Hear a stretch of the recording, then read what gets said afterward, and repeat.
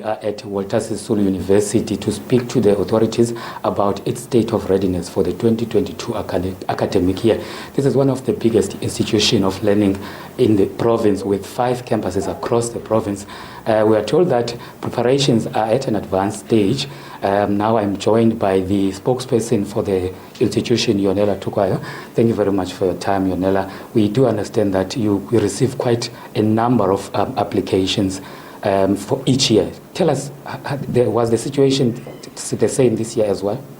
Well, for the year of 2022, by the time we closed for applications on the 31st of August last year, we had received over 137,000 applications, and we can only take in 7,122 first-year students for this academic year. So there is a very high demand for spaces within the university, which makes it very difficult because as much as we want to open the doors of learning, but we are restricted in terms of the number of students that we can admit.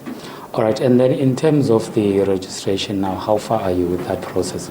Well, we are progressing very well with registration. However, we did have some challenges with starting registration on time for the first-year students, seeing that there were certain delays in the funding situation for many students having not been confirmed on time for them to commence with their registration. However, we are proceeding quite swiftly at this moment now that they have their confirmation from NSFAS that they have been funded or not funded.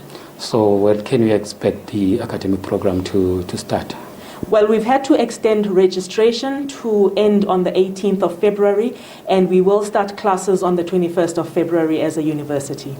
And then in terms of the students that are studying here, we do understand that they are also self-funded students. Can you give us maybe a percentage of how many students are self-funded in this institution? Well, the number changes year on year, but because registration is still continuing, I can't give you the exact number, but it ranges from around 65 to about 70% of our students being funded by the state, and hence we had to delay the starting of our classes to make sure that all those that are receiving funding from NSFAS are able to then register, since they were experiencing some delays. But the demand is too big for NSFAS, I would imagine. But the demand is extremely high for students to be funded, and it's a very small percentage of students that are actually self-funded, and those are the ones that are paid for by their parents. So we also have a fairly sizable number of students that receive bursaries from various companies, private companies and government as well. All right, and then in terms of the classes, I understand that you introduced online learning, I mean, as with other institutions due to the COVID pandemic. Tell us, in terms of the program, how is it going to be conducted this year?